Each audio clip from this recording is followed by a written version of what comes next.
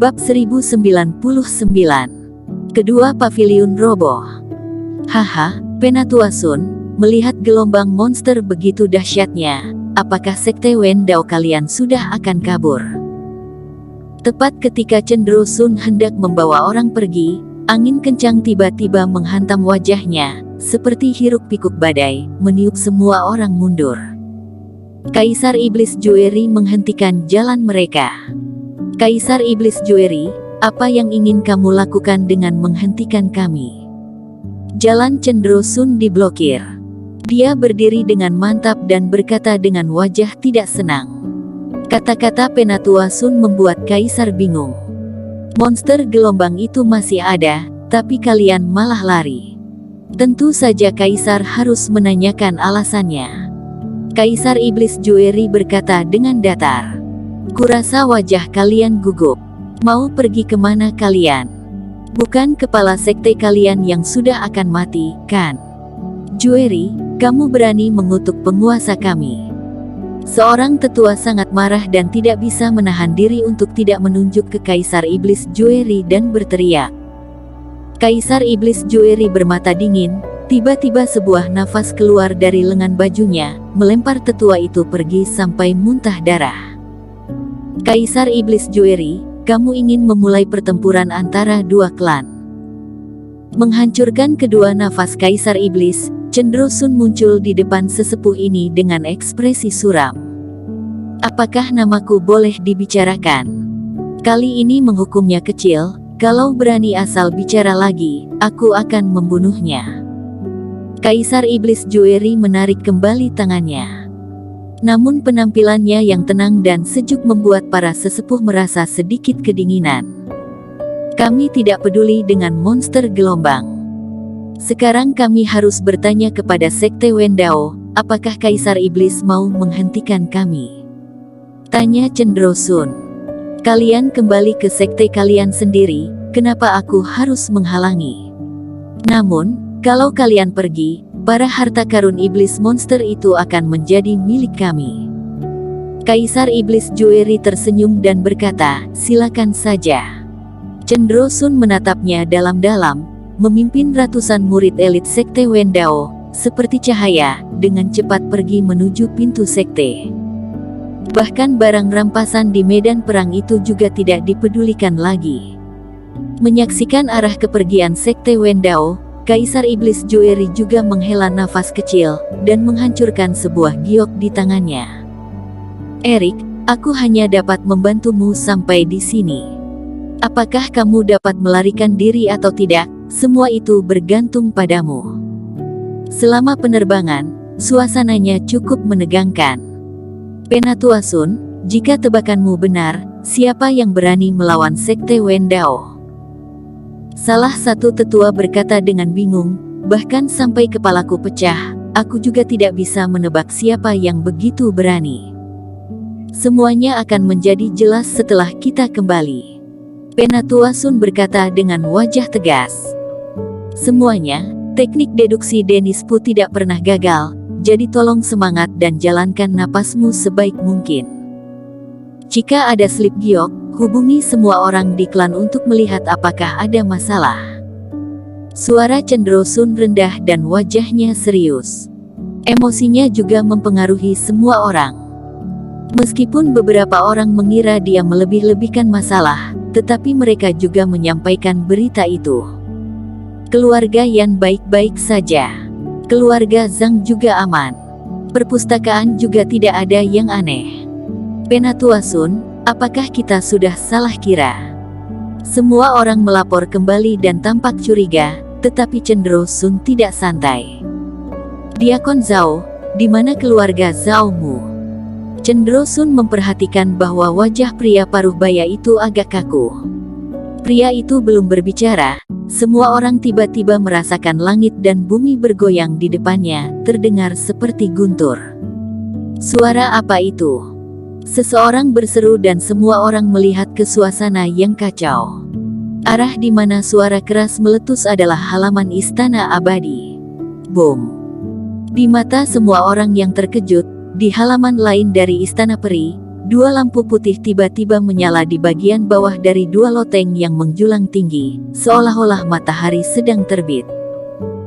Kemudian bangunan itu bergetar hebat, bergoyang dari kiri ke kanan, napas yang tak terhitung jumlahnya melonjak darinya, seperti gelombang badai, melesat ke segala arah.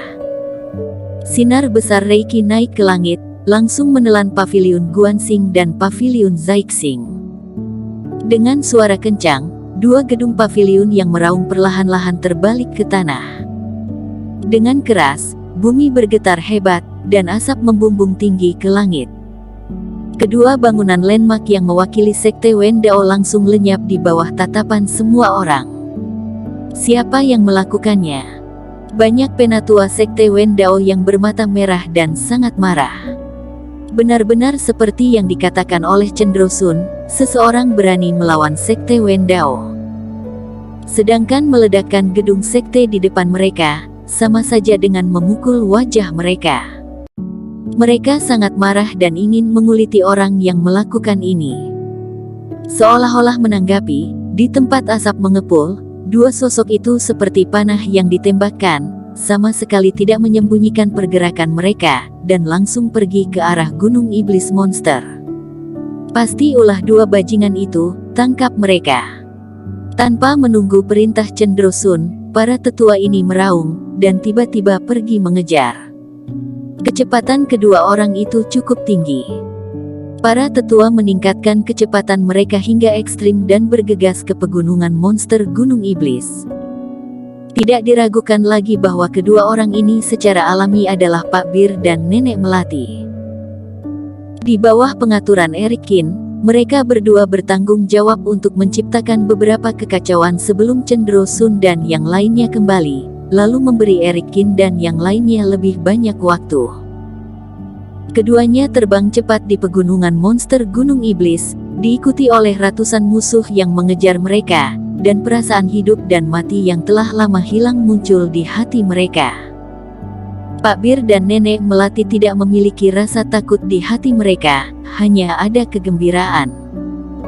Eric Kin benar-benar menyembuhkan penyakit lama mereka dan membiarkan mereka memiliki semua kekuatan sebelumnya lagi.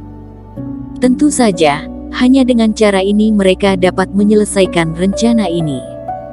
Nyonya tua, sudah cukup, teriak Pak Bir sambil menyapu senternya ke belakang. Diam, aku tidak butuh pengingatmu. Nenek Melati bersenandung. Segera ada jimat di tangannya dan langsung dihancurkan. Tepat ketika para tetua ini mendekati keduanya, untaian cahaya tiba-tiba menyala di tanah di bawah kaki mereka. Gawat, itu jimat peledakan, cepat pergi. Setelah melihat ini, ekspresi sesepuh berubah drastis. Semua orang segera terbang. Namun, Pak Bir dan Nenek Melati telah terbang ke dalam hutan. Meski mereka tiba-tiba bangkit, juga sudah terlambat. Boom, boom, boom. Serangkaian detonator meledak sepenuhnya. Cahaya melonjak dengan cepat dan gelombang besar udara memancar ke segala arah, membalikkan segalanya. Pohon yang tak terhitung jumlahnya roboh, setengah dari puncak gunung tergoncang, dan para tetua yang mengejar, kewalahan oleh aura kekerasan ini.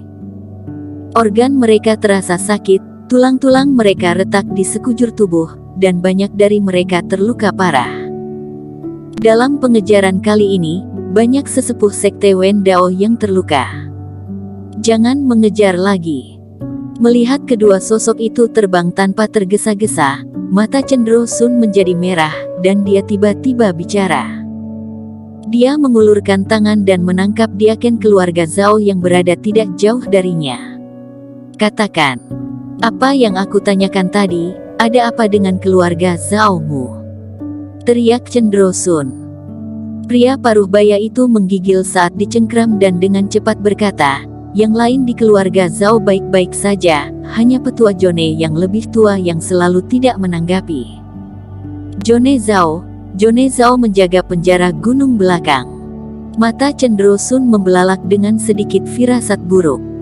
Hubungi dia lagi, kalian juga akan hubungi para tetua pegunungan yang kalian kenal. Cendro Sun kembali memberi perintah kepada semua orang. Penatua Sun, benar-benar ada masalah. Semua tetua di gunung belakang tidak bisa dihubungi. Seorang lelaki tua berkata dengan terkejut. Bersambung. Terima kasih telah menonton video ini sampai akhir. Jangan lupa subscribe dan nantikan kisah episode selanjutnya hanya di Novel Story. Salam.